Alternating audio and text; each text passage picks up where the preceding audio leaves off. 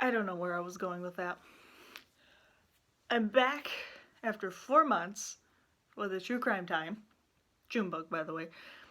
I know it's been a long time.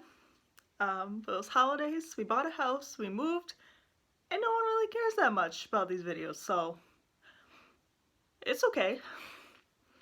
I did miss them though, although I'm very frustrated because the spot looks terrible.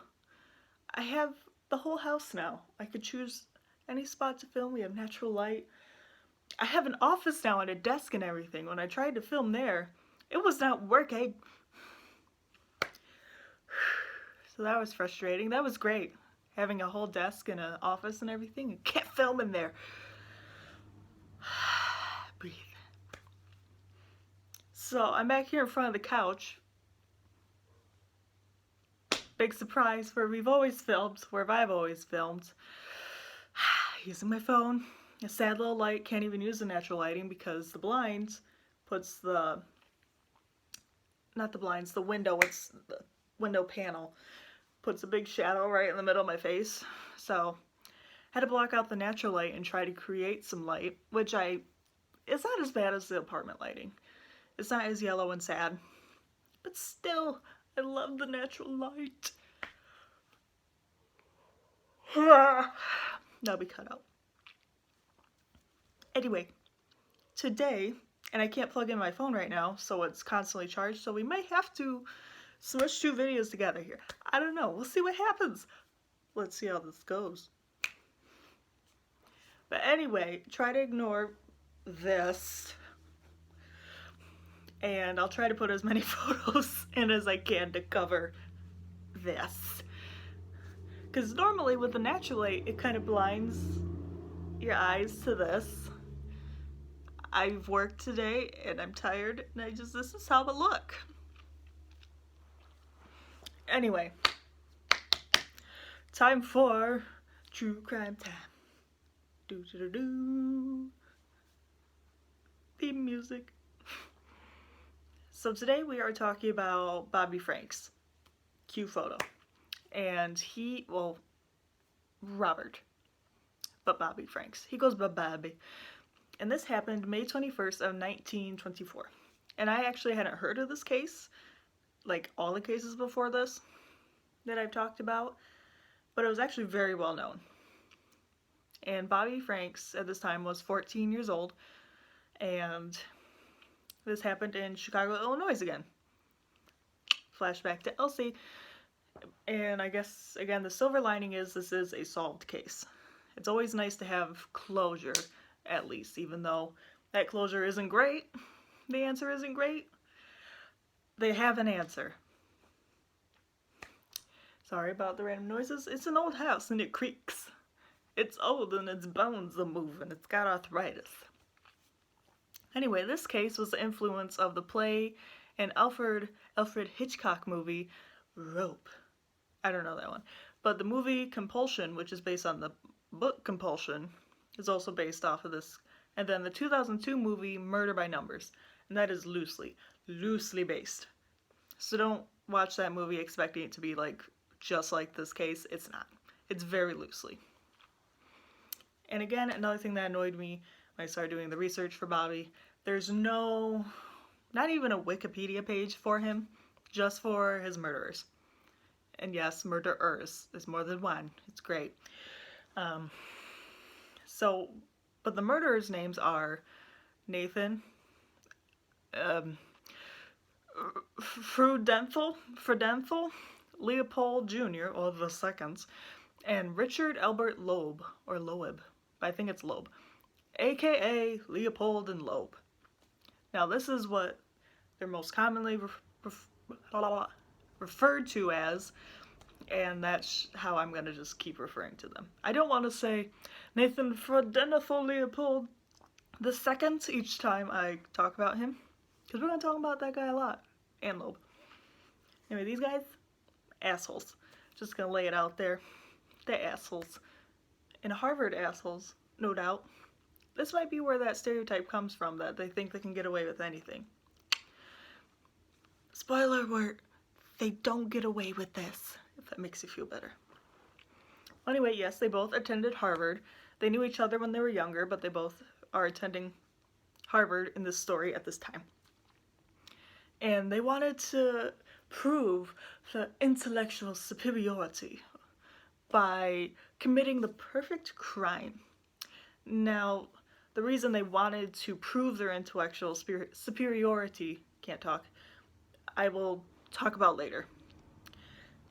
It comes into play later.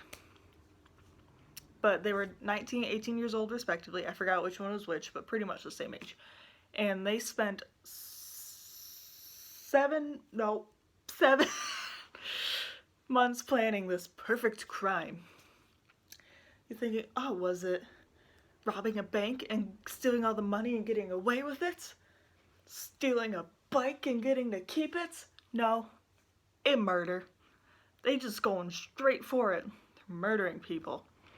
It's like those kids when they're going through the teenage years, they have those bad phases where like, I'm gonna break my curfew, or I'm gonna try the weed. These guys are just like, let's murder. Don't recommend in your rebellious teenage phase, don't do it. But during these 7 months, I got sidetracked by just how idiotic it is. A lot of time was spent choosing the victim.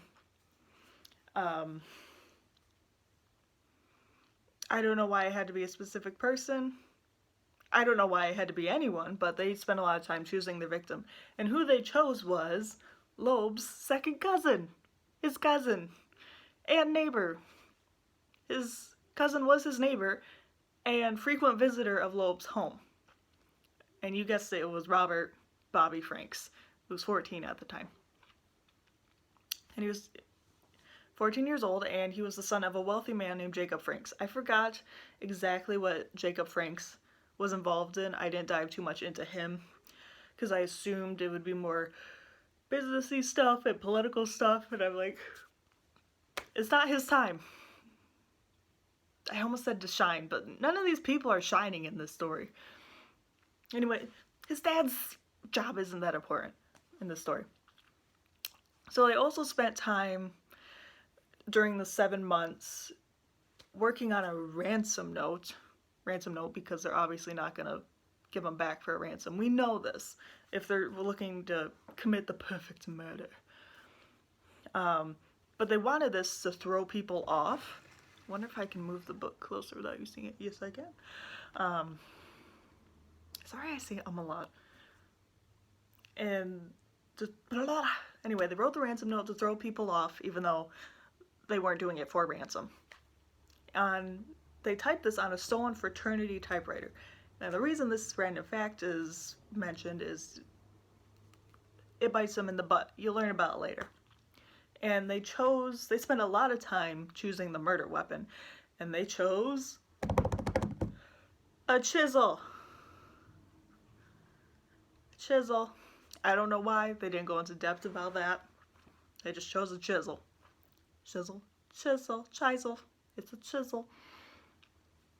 But anyway, their plan after 7 months of, I guess, frugulous planning put into motion the afternoon of May 21st of 1924. So Leopold, unibrow guy, rented a car under the name Morton D. Ballard and then offered Bobby Franks a ride home from school.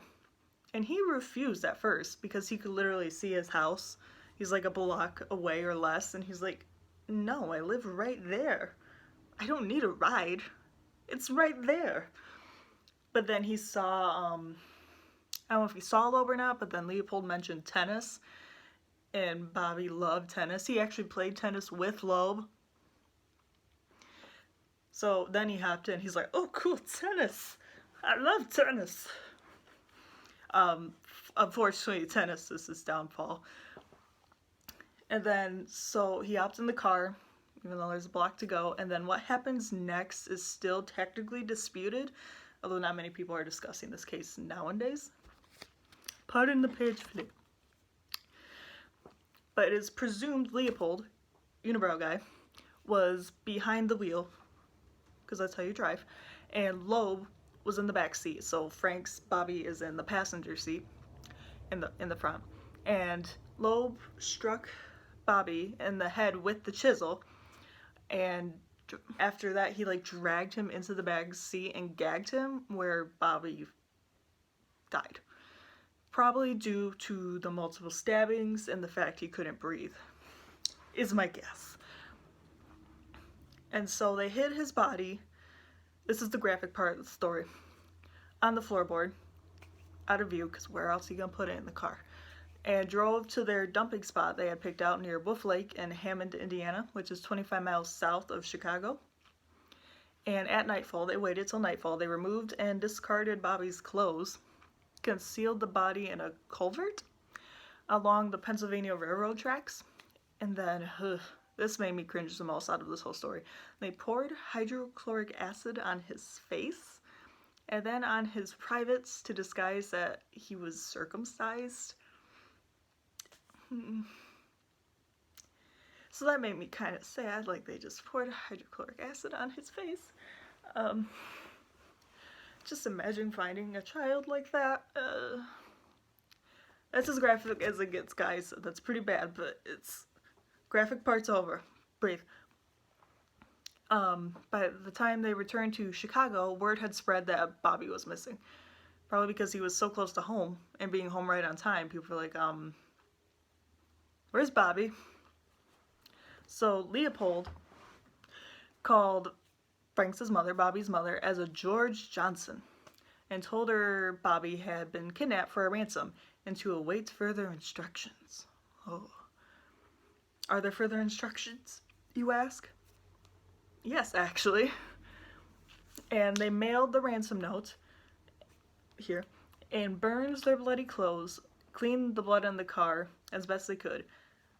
As best they could. They didn't say they got all of it. It just said as best they could. So that's...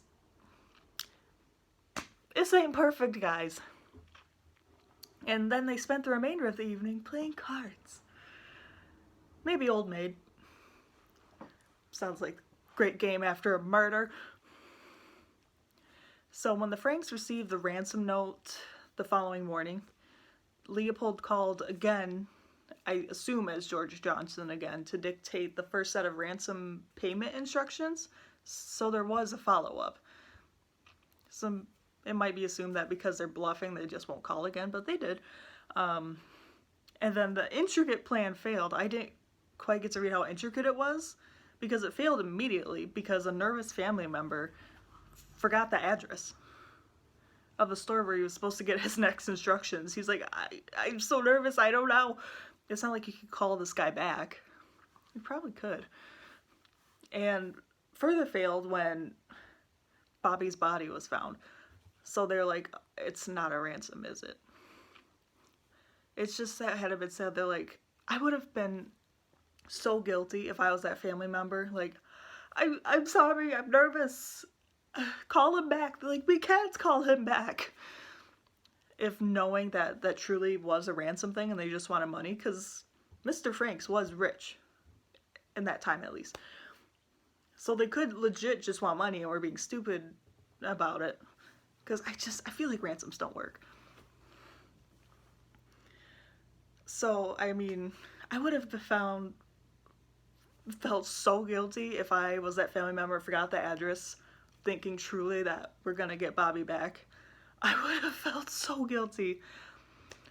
I don't want to say he was relieved when they found the body, but he's probably like, it's not my fault, he's lost. Because I would probably feel very, very guilty. I would still feel guilty. I would always feel like there's something I could have done, even though there probably was not. There's just assholes out there trying to prove they're better than everyone else by committing murder. Why? So, back on topic. Leopold and Loeb destroyed the typewriter, the one from the fraternity, and burned a blanket they used to move the body, which I don't know why they didn't do that in the first place, like when they burned their clothes, but oh well. And then went about their lives per usual. I don't know what that entailed, it just said per usual. So Chicago police launched an intensive investigation, and tons of rewards were offered for info for anything. And It's great that they did this, but unfortunately, not every case got this attention because it was a rich white man's little boy in the 1920s. Like, of course, he was going to show up as their priority. And so Loeb went about his daily routine quietly. I assume they were still at school, so he was probably just going to class, I don't know, flirting with ladies, eating lunch, yada yada. And then Leopold, unibrow guy, spoke freely to police and reporters about possible theories he had. Wow. I didn't see what any of these theories were, but I'm sure they might be out there. And Leopold even said, quote, these are not my words, "If I were to murder anybody, it would be just a cocky little son of a bitch as Bobby Franks," end quote. What did that 14-year-old do to you? You're in college. Steal your lunch money? Steal it back. I don't know. I don't know. So police would discover later at the crime scene, because they found the body and it's probably taped off, and they're like, okay, let's investigate. So they found eyeglasses, like reading glasses, glasses to see, not sunglasses, near Bobby's body. And unfortunately, they were common in prescription and frame. But, were fitted with unusual hinges purchased by only 3 people in all of Chicago, which really limits down the list, I would say, very well. And one of them was Leopold. He probably got them to match his unibrow, honestly. It's such a big unibrow. So, when questioned, because they questioned him about it, he said they dropped out of his pocket during a bird-watching trip the previous weekend. Oh, I must drop them while watching the birds. I don't know if they believed him or not, but he wasn't, like, arrested right after that. But later on June 7th, remember this happened end of May, the destroyed typewriter was found in Jackson Park Lagoon. So it wasn't entirely destroyed, was it, boys? Was it? You're so superior. And then slightly before, I accidentally got these backwards, on May 29th, Leopold and Loeb were summoned for formal questioning. I don't know why both, because Leopold was given the theories and they found his glasses with the hinges. I don't know if it's because they were always together, if people just assumed, or if Leopold said, oh, I was watching birds with Loeb. He also loves birds. I don't know. But they took them both in, which is good. And they stated on the night of the murder, they had picked up 2 ladies in Chicago using Leopold's car, then later dropped them off near golf cars without learning their last names. Pretty sly they thought they were. Like, oh, who are these 2 women? Mary. Mary who? I don't know. It's probably exactly how it went down. But this alibi was exposed as false, obviously, when Leopold's chauffeur, because Daddy's money pays for chauffeurs, told police he was repairing Leopold's car that night, like in the garage of Leopold's home. And this was confirmed by the chauffeur's wife. Like, yeah, he was there the whole time. That's why he wasn't home for dinner. I doubt she said that. And then, with all this going on, just all this stuff, and obviously I don't put all details about the case ever into a video. It'll be long enough as it is. But this was, with all this going on, Loeb just ends up confessing first. And he stated Leopold had planned everything and killed Bobby whilst he drove. And then a little later, Leopold confessed, saying he was the driver and Loeb did all the planning and killed Franks, which is presumed to be true. That statement, that Loeb was the true killer and Leopold was driving. There was like one thing, like a witness that contradicted this, but I'm like, if there's a witness, why didn't you call the police? I don't know. So I find it interesting that Loeb confessed first, and like was keeping quiet about everything, and they still believed Leopold more. They probably had reasonings for this, but it always confused me a bit. I thought it was, oh, this guy, he confessed first because he's so guilty, and because he wasn't the murderer, because normally seems like the person who's not the murderer would confess first, in my mind. I could be totally wrong. And also, I don't murder people or things, so I don't know how these people think. I don't know. But it was believed that Loeb was the killer in the back seat while Leopold drove. And they both admitted they were driven by their thrill-seeking. Now this is where I mentioned they wanted to prove their intellectual superiority, because they learned about this thing at Harvard called Übermensch delusions. And they aspired to commit the perfect crime with this. Now, I couldn't even find like a shortened article to explain it to me, and I was gonna put like a little definition up on the screen, but I don't know how. It's hard to explain. It's like it's a philosophy.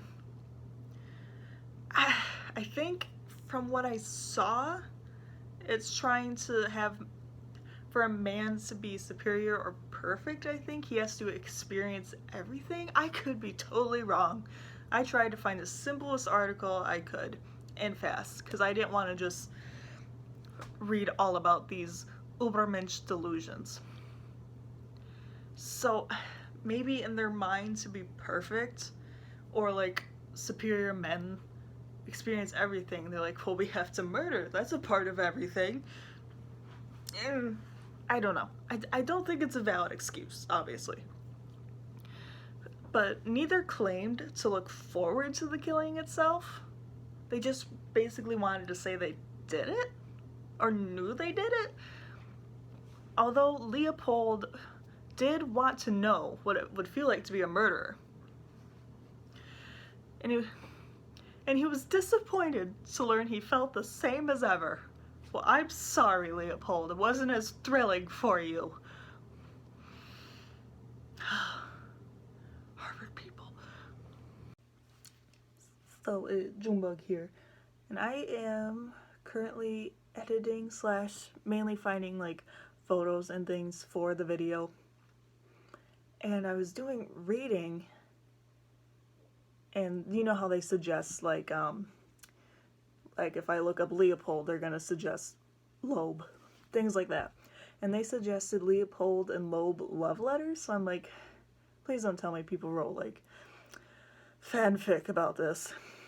And I clicked on it, I'm like, maybe they were. I don't know what I was thinking, but I clicked on it. And I didn't see anything in like the main stuff I found, but there's like other websites talking about them being lovers or possible lovers. I don't know why. I don't really know what to believe, because it wasn't in the main things I read, but now if I dig, I see it in some websites, and that apparently like Leopold was in love with Loeb, and that's why he would just do whatever he wanted. I don't really know. I don't know. Or if they're just lovers in prison because they just knew each other and there's no ladies. I don't know. I just thought I should put this in the video at some point. Yeah, that's what I had to say. If anyone's watching this and is like, wait a minute, I thought they were lovers. I don't know. This is something I came upon. Well, back to the video. Trial.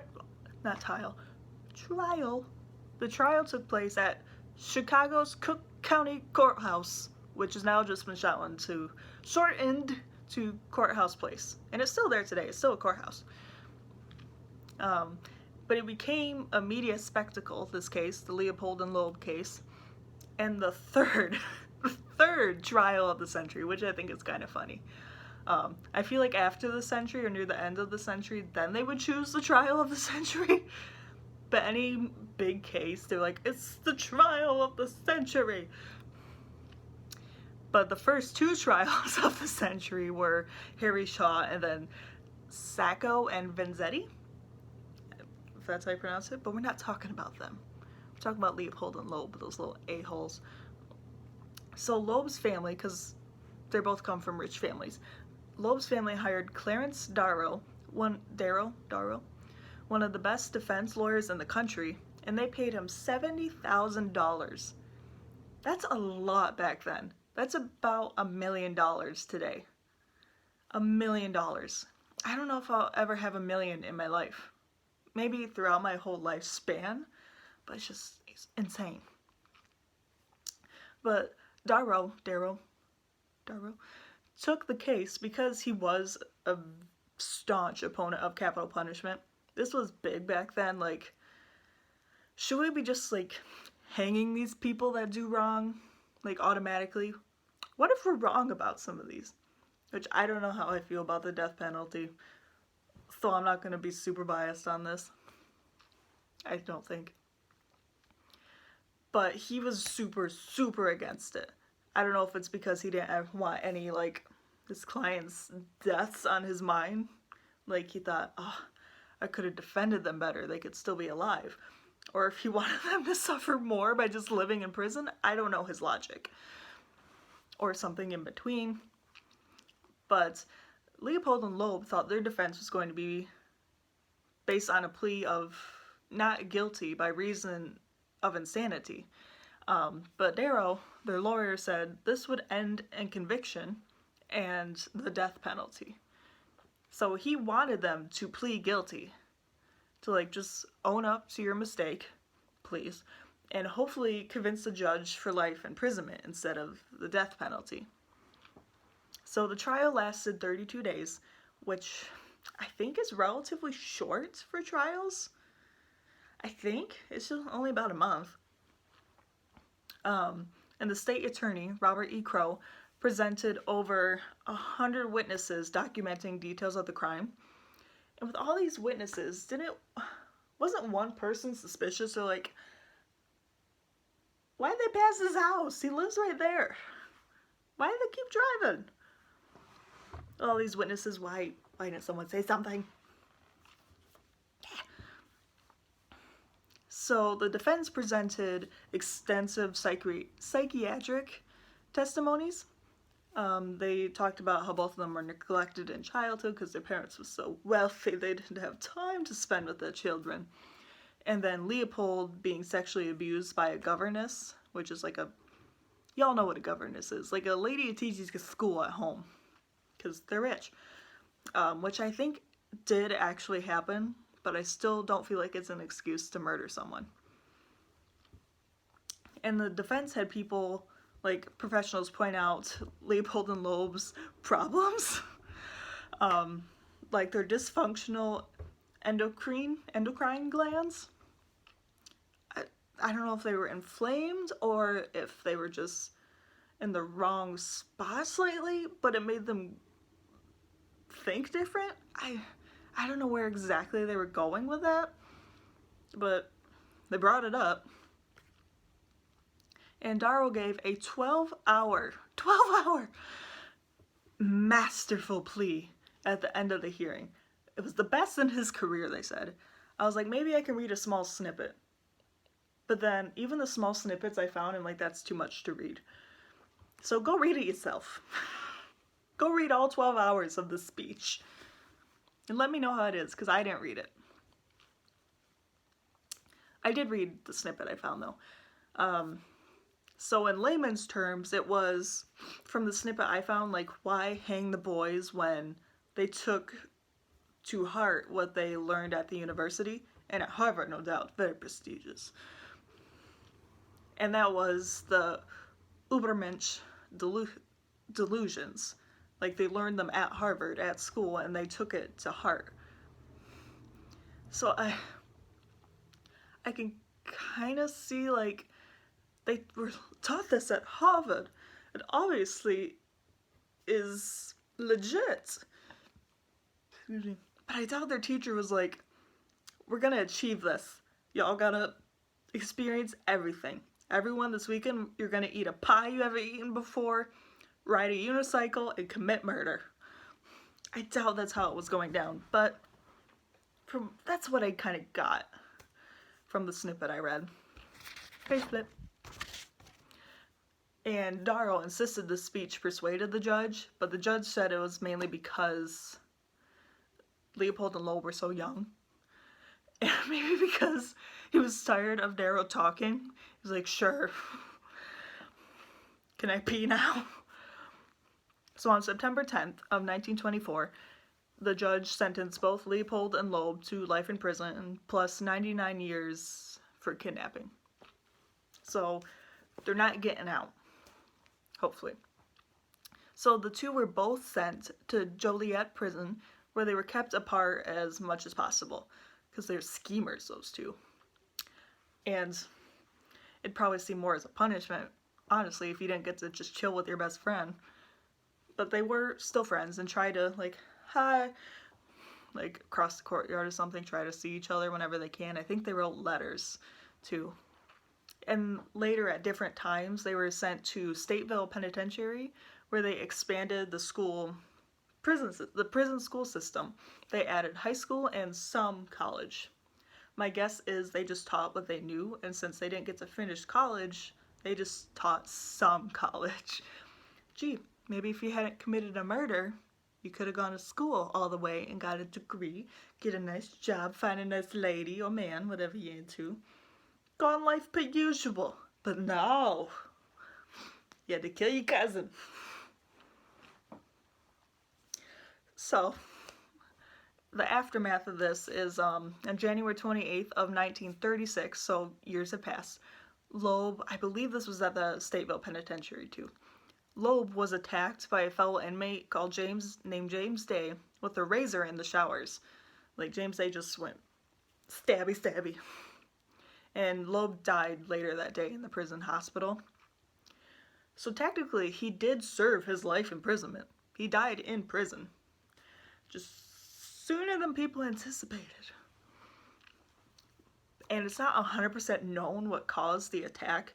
I mean, if all these people are like murderers and committed heinous crimes, to them, something as simple as, oh, he took my soap could be enough to kill someone. I'm not saying that's true, but they obviously have thrown caution to the wind at this point. But many believe it to be a sexual motive. Because, you know, they have needs, I guess. But some believed it was Loeb wanted some sexy time, maybe with James Day, and he's like, no, stabby, stabby, stabby. Or, I kind of believe this more. People thought James Day wanted some sexy time with Loeb in the showers, romance. And Loeb said, no thank you. And then James Day was like, stabby, stabby, stabby. Either way, we don't know. Loeb's dead. I don't know what happened to James Day. I'm sure he's dead at this point, because it's been almost 100 years later. No. I was thinking it was still 1924 when this happened, but it was 36. Anyway, Leopold continued to work with the prison after Loeb's death, but he became very depressed once he lost, like, his best buddy. Which, you deserve to be depressed. Imagine how the parents feel of Bobby. But he was said to be a model prisoner and contributed to, it's actually a decent list, he improved living conditions there, which I don't know how he did being a prisoner there, but it said he improved living conditions. He reorganized the library, very helpful. He revamped the school systems, which we know he started with Loeb. He taught the prison students, and he volunteered in the prison hospital. Maybe he just didn't want something to happen to other people that happened to Loeb. I don't know. But he also volunteered in the Stateville Penitentiary malaria study. So he was purposely injected with malaria, which back then, I mean, it's still not good to have it today. You could still die from it.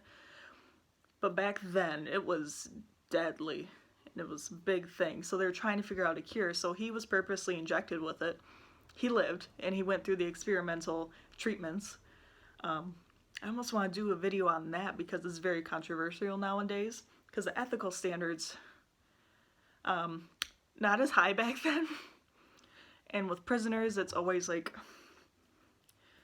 they're still human, but they did terrible things, yada yada. So he lived through the malaria experiments, and in 1958, he published his book, which is called Life Plus 99 Years, as a way to win parole. And a lot of people saw it as him just trying to butter people up, which I can see that.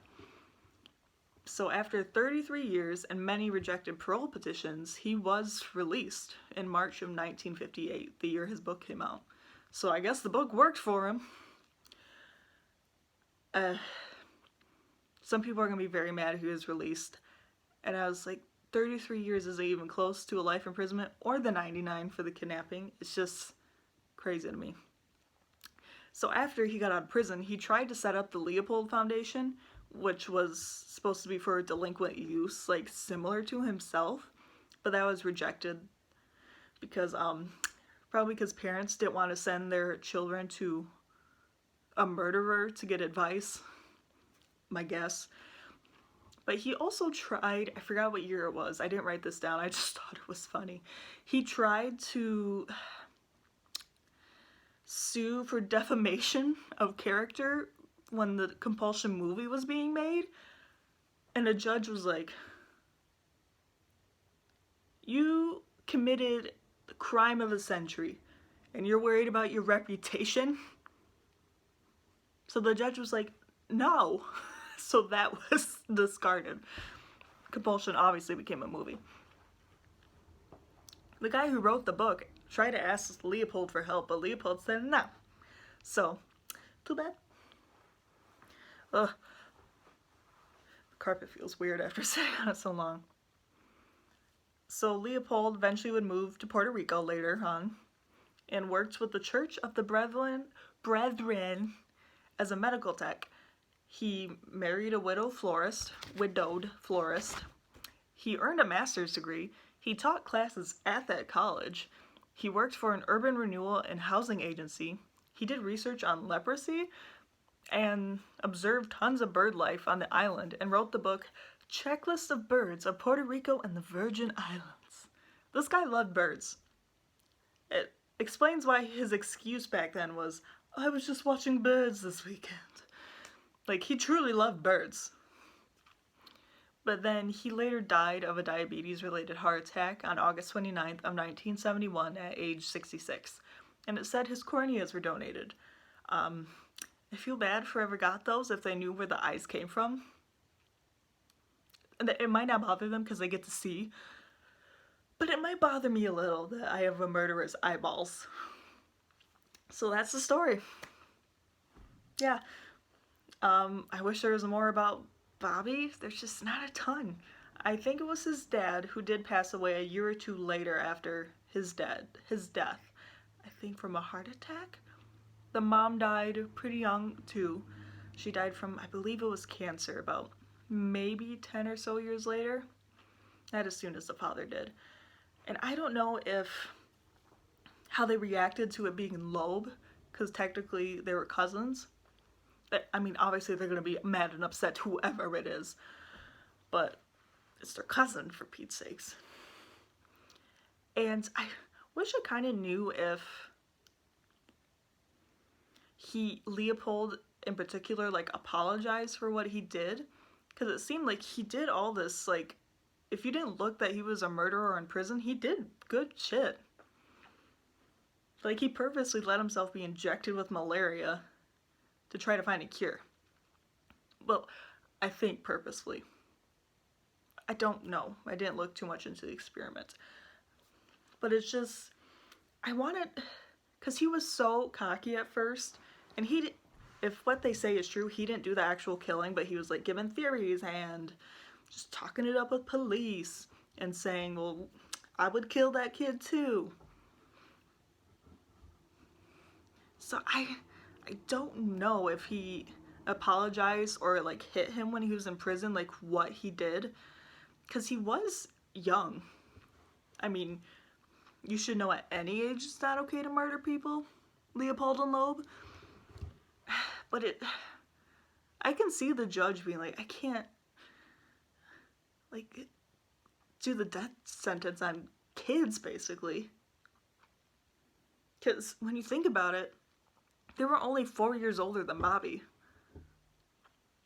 That doesn't make it better, but there's still...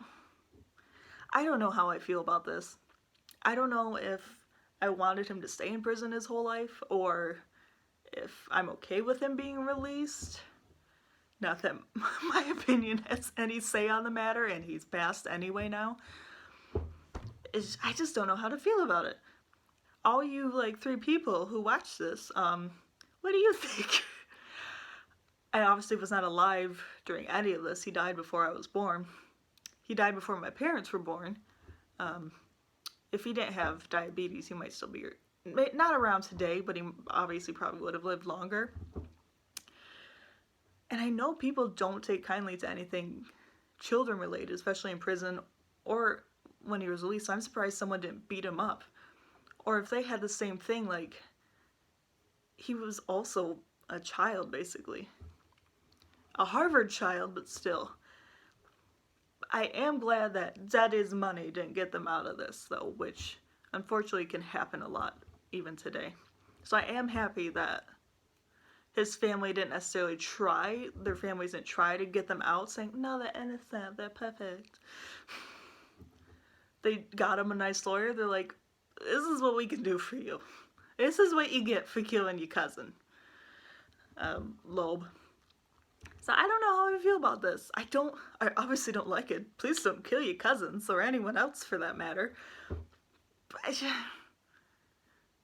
should he have stayed in prison his whole life? Should he not have? The defamation of character thing he wanted to bring up for the compulsion movie, that's ridiculous. You're worried about your reputation? Maybe you should have thought of that before you killed someone. Well, let me know what you think. Hopefully I have a new true crime time sooner than 4 months in advance. And like I said, I'm going to put as many photos as I can in this so you don't have to see this bad lighting from everything not cooperating. But thank you for watching, and hopefully I can get the desk situation figured out with better lighting, a better backdrop, and it won't be a more cheerful story because this is true crime, but who knows? Well, see you next time, guys. Hopefully sooner than 4 months.